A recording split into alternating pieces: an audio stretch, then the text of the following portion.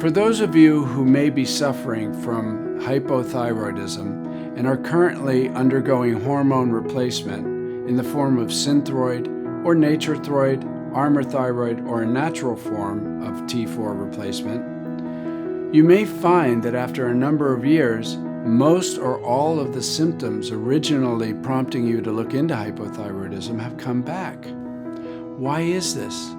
Because our bodies get used to everything. If there were an elephant out in the hall, eventually we might not even notice it's there if it's there long enough. So therefore, our bodies are constantly trying to find a new balance to make up for any event or intervention that happens to it. And this is why, after a number of years of hormone replacement, hypothyroid symptoms come rushing back to patients.